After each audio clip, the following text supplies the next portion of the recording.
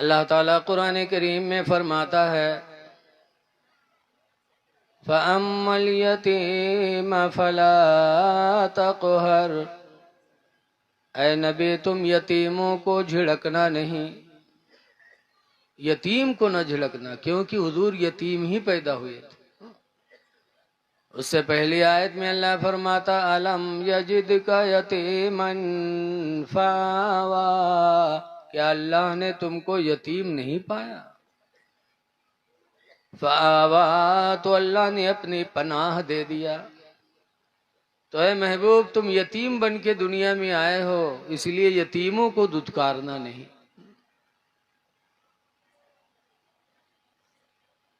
हदीस पाक में है, जो दुनिया में किसी यतीम के सर पर हाथ फेरेगा, हुजूर फरमाते क़यामत के दिन मेरे वो इतना करीब होगा, इतना करीब होगा कि इन दो उंगलियों का इशारा फरमाकर फरमाते हैं, वशब्बका बैना इस्बईन, सरकार ने दोनों उंगलियों की तस्बीह फरमाई, और तस्बीह फरमाने के बाद फरमाते हैं, जैसे इन दो उंगलियों के बीच में कोई तीसरी चीज नहीं है, ऐसे मेरे और उसके बीच में कयामत के दिन कोई तीसरी चीज नहीं होगी। बेशक वो हमसे इतना करीब होगा। सीटी ने बोले तो भैया बहुत अच्छा बाजा बोल रहा, उसमें कुछ न करो अल्लाह के वास्ते, बहुत अच्छा बोल रहा है तो इसको अपनी हालत पे रहने दो। आज यतीम हो जाता कोई तो चाचा लोग बड़ा फायदा उठाते, अपने बच्चों को तो अच्छे स्कूल में पढ़वाते और अपने यतीम बच्चे से अपने घर का काम कराते। 10 बीघा इनके जमीन, 10 बीघा उके, वो अकेले खाते, घर भर मिलके खाते, और अल्लाह भी की तो इनके मालिक हो जाते। कुरान करीम में अल्लज़ीना याकुलूना अम्वालल यतामा, कि वो लोग जो यतीमों का माल दुनिया में खाते हैं, वो माल नहीं खाते बल्कि वो आग खाते हैं। यतीम को दुत्कारो ना। वम्मस्साइल फला तन्हर, और ऐ महबूब मांगने वाले को भी झिड़को ना। मांगने वाला आए तो उसको झिड़को ना, इसलिए कि अल्लाह ताला अपने बंदों को दौलत देकर उनका इम्तिहान लेता है। गौसे पाक फरमाते थे, और फरमाया है कि अल्लाह ताला कभी अपने बंदों का इम्तिहान लेने के लिए किसी फरिश्ते को इंसान की शक्ल में भिखारी बना के अपने बंदे के दरवाजे पे भेजता है।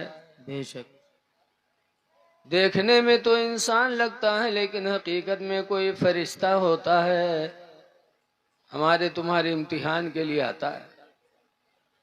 और जब दरवाजे पर मांगता है तो अल्लाह फरमाता उसे दुत्कारो ना, दे दो। खुदा जाने कौन किस लिबास में मांगने आया है।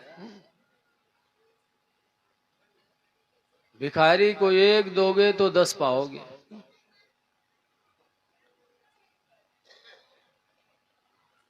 जलसा हो रहा था, मौलाना साहब बयान कर रहे थे, एक आदमी मालदार था लेकिन बहुत बड़ा बखील रहा है, कबू एक को पैसा नहीं देता रहा है। जब सुने इसके अल्लाह के नाम पर एक देने से 10 मिलता है, तो सोचिस यार सबसे बड़ा धंधा तो यही है जो मौलाना बताओ थे यार, अत्ता फायदा कौन तिजारत मने 1 के 10, तो 1 रुपया लिहिस और आवा और कोई पढ़त रहा होगा पकड़ाए दिहिस। अब सुबह घर पर बैठा कुर्सी डाले कि अब भाई 10 के नोट कोई लेके आई, दिन गुजर गया कोई नहीं आवा, 2 दिन गुजर गए, 3 दिन गुजर गए, 10 का नोट कोई लेके नहीं आया उसके पास। इत्तेफाक से उसको 35 हो गई। जब 35 हुई, 35 तो जानते हुई हो पेट बिगड़ जाए, 35 10 तो लोटा लेके बाहर गवा पैखाना करे, तो जब वहाँ पैखाना करे बैठा तो वहाँ देखी से एक बटुआ पड़ा। बटुआ तो आप लोग जानत हुई हो ना, बुढ़वा लोग जानत हुई, कपड़े का बटुआ। पहले तो पर्स चला है, पहले बटुआ चलत रहा है। बटुआ के अंदर जहाँ चुनही धरत रहा है वही रुपयो धरत रहा है। पैखाना करने बैठा तो देखा एक बटुआ पड़ा, बटुआ को उठाइस तब उमा खोलिस तो देखी 10 के नोट। तब मौलाना पर बहुत खफा हुआ, कहीं मौलाना तकरीर तो कही लेकिन पूरी बात नहीं बताई। ऐसे कह दिया कि 1 2 के 10 पाओगे, पूरी बात उसे बताना चाहिए। तो गुस्से में पैखाना करके आया और सीधे मौलाना के पास गया। कहा मौलाना मसला बताओ करो तो पूरा पूरा बताओ करो, अधूरा ना बताओ करो। लेकिन क्या हुआ? कहा परसों तकरीर में तुमने कहा था 1 2 के तो 10 पाओगे। कहा कहाँ तो था। कहा पूरा बताया करो मसला, अधूरा मसला ना बताया करो। कहा पूरा मसला क्या? कहा पूरा बताया करो कि 1 2 के 35 आएगी तो 10 पाओगे, और तुमने 35 बताया ही नहीं उसमें। ऐसे ऐसे लाखैरा भी चले आते हैं जलसा सुनने। मांगने वाले को कभी दुत्कारो ना, लेकिन कुरान की इस आयत से मसला सोचो कि अल्लाह अपने नबी से कहता है कि मांगने वाले को दुत्कारो ना। पता चला कि मांगना नबी से साबित है कुरान से। जब मांगोगे तभी तो नहीं दुत्कारेंगे।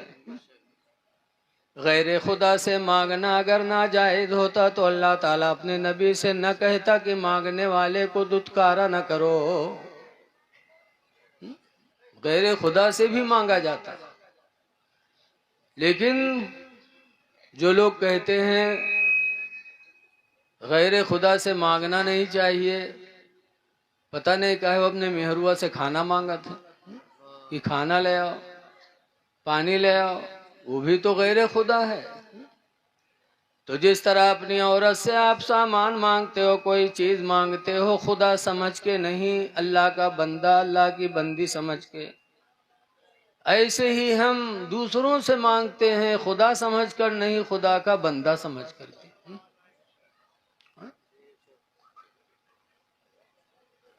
गैर खुदा से मांगना, और नबी ने लिखा है पहले जमाने में रसूलुल्लाह से भी पहले एक हातिम था, हातिम ताई, बहुत बड़ा सखी इंसान था। उसने अपने घर के 10 दरवाजे बनवाए थे, घर में 10 दरवाजे लगाए थे चारों तरफ।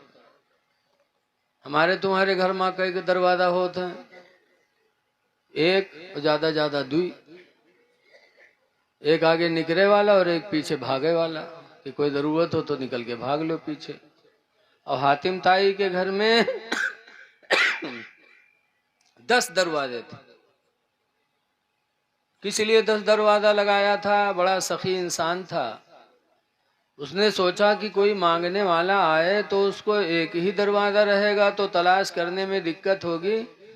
10 दरवाजा लगाए कि मांगने वाला आसानी से जिस दरवाजे पे चाहे मांग ले और उसकी हाजत पूरी हो जाए। तो एक मांगने वाला अगर मांगता एक दरवाजे से अल्लाह के नाम पर दे दे तो हातिम ताई निकलता देता, फिर वही मांगता दूसरे दरवाजे पे जाता, कहता अल्लाह के नाम पर दे दो, तो हातिम ताई निकलता फिर उसको देता, फिर वही तीसरे दरवाजे पे जाता तो हातिम ताई निकलता तो फिर देता। यहाँ तक कि एक भिखारी अगर पलट पलट के 10 दरवाजे पे जाता तो हातिम ताई मना नहीं करता, देता रहता था। हम और आप अगर एक भिखारी का 2 रुपया दे पावागा और कहूँ दूसरे दिन या तीसरे दिन आएगा तो कहा जाते हैं अरे वो दिन ले गिरा है फिर आई गिरे थी। 2 रुपया देकर समझते हैं कि हमने इसको माला माल कर दिया। हजरत अली शेर खुदा रदी अल्लाह ताला अन्हु से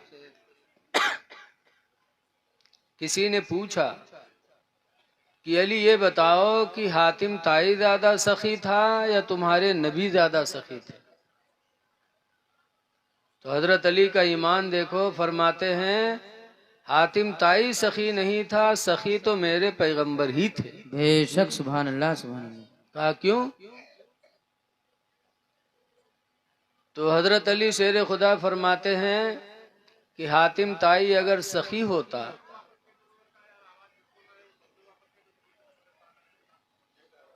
उधर आवाज नहीं जा रही भैया,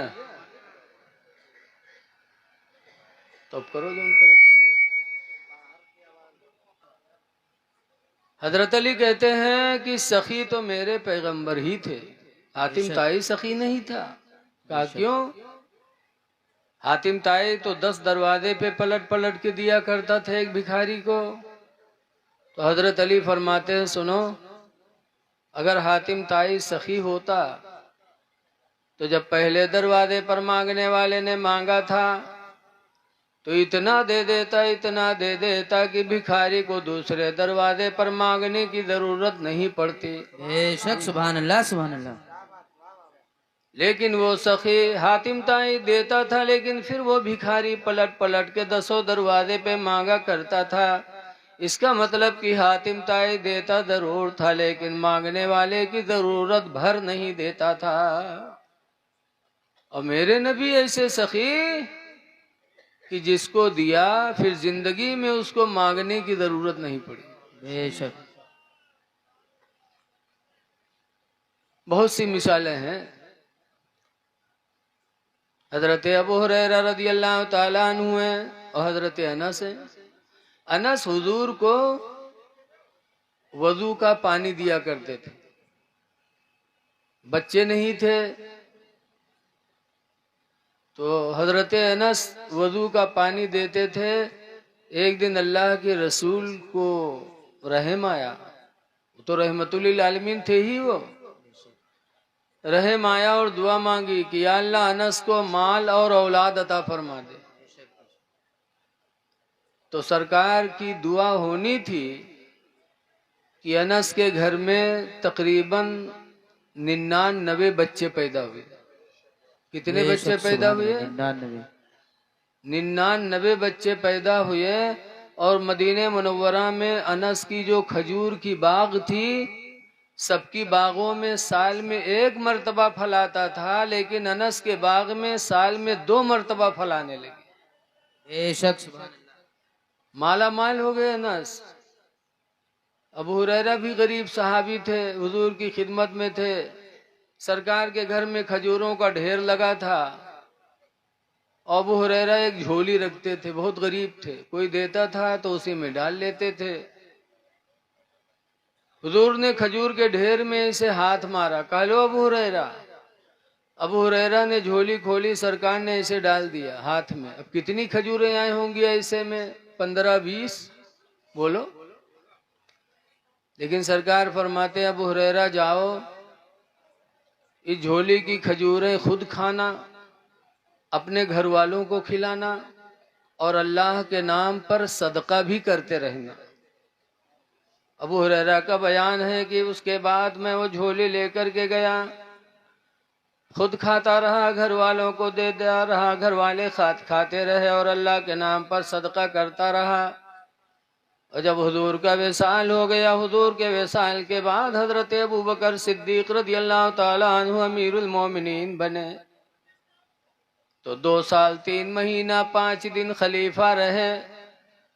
फरमाते हैं कि हजरत अबू बकर की ज़माने खिलाफत में बराबर मैं झोले की खजूरें खाता रहा, अपने घर वालों को खिलाता रहा और खुदा के नाम पर सदका करता रहा। हजरत अबू बकर के विसाल के बाद हजरत उमर खलीफा बने। 10 साल तक हजरत उमर खलीफा रहे और उनके ज़माने खिलाफत में मुसलसल 10 साल तक अबू हुरैरा झोली की खजूरें खाते रहे, सुभान अल्लाह। घर वालों को खिलाते रहे और अल्लाह के नाम पर निकाल निकाल के सदका करते रहे। हजरत उमर के विसाल के बाद हजरत उस्मान गनी खलीफा बने। 12 साल तक हजरत उस्मान गनी खलीफा रहे, लेकिन 12 साल मुसलसल अबू हुरैरा झोले की खजूरें खाते रहे, खिलाते रहे, अल्लाह के नाम पर सदका करते रहे। फरमाते हैं खुदा की कसम, कई मन खजूरें मैंने उसमें से निकाल निकाल कर अल्लाह के नाम पर सदका किया। बेशक ये मेरे नबी थे कि अबू हुरैरा गरीब थे और दाता बन गए, देने वाले बन गए। मेरे नबी ने जिसको दिया तो फिर मांगने की जरूरत जिंदगी में उसको नहीं पड़ी। इसीलिए आला हजरत इमाम अहले सुन्नत फरमाते हैं कौन देता है देने को मुँह क्या कहने, माशाअल्लाह। चाहिए। कौन देता है देने को मुँह चाहिए, और देने वाला है सच्चा हमारा नबी। सुभान अल्लाह, सुभान अल्लाह। देने वाला है सच्चा हमारा नबी। तो नबी से फरमाया गया है, नबी मांगने वाले को भगाओ ना। अल्लाह फरमाता व अम्मा बिनिअमति रब्बिका फहद्दिस, ऐ महबूब अपनी रब की नेमत का चर्चा करो, यानी अल्लाह का शुक्र अदा करो। आज हम अपने बच्चों को वकील नहीं बनाते, और जब कोई मामला होता है तो वकीलों का दामन पकड़ना पड़ता है। बोलो, अब कैसे कैसे वकील मिलते हैं, इंसान को लूट के खा लेते। सब नहीं, कुछ, और इंसान थक करके बैठ जाता है। ऐ लोगों, आज जरूरत है इस बात की कि हमारे बच्चे भी वकील बने, हमारे बच्चे इंजीनियर बने, हमारे बच्चे अधिकारी बने, हमारे बच्चे पुलिस में जाएं। लेकिन कब? जब उस लायक बनेंगे तब तो ना। ऐसा मत सोचो कि भाजपा सरकार है, हमारे बच्चों को नौकरी नहीं मिलेगी। हमारे बच्चे इस लायक ही नहीं है। इस हुकूमत में भी, इस सरकार में भी हम लोगों के पास व्हाट्सएप पे आता रहता है कितने बच्चे ऐसे हुए जो डीएम बन गए मुसलमानों। इस सरकार में भी डीएम बने, पुलिस में दाखिल हुए। हमारे खन्नापुरवा के बगल में मदरिया है, वहां के कई बच्चे पुलिस बन गए, फौज में आ गए और दरोगा भी बन गए, सब मुसलमान। तो उन्होंने मेहनत किया, तालीम हासिल की, तो अल्लाह ताला ने उन्हें वो कामयाबी अता फरमाई।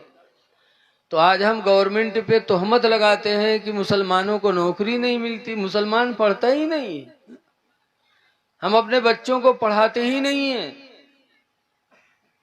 ऐ लोगों, इल्म एक ऐसी चीज है कि इंसान जब इल्म हासिल करेगा तो कोई भी दौर होगा, उस दौर में इंसान को इज्जत मिलेगी। लेकिन जब हमारे पास वो हथियार ही नहीं है तो हमको वो चीज कहां से मिल सकती है? इसलिए हम नफीस भाई के घर वालों का भी शुक्र अदा करते हैं कि उन्होंने अपने बच्चे को एडवोकेट बनाया। आज कम से कम हमारा कोई मामला होगा तो हमें अच्छी सलाह देंगे, हमें अच्छा मशवरा देंगे, हम दूसरे के पास भटकने से तो बचेंगे।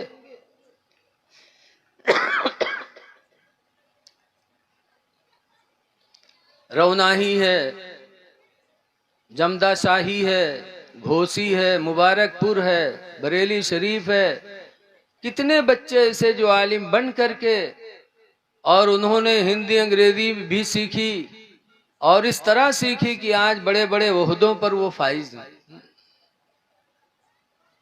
मारहरा शरीफ देखो, जहां से आला हजरत मुरीद हैं, वहां के लोग सैयद लोग और कितने ऊंचे ऊंचे पोस्ट पे हैं?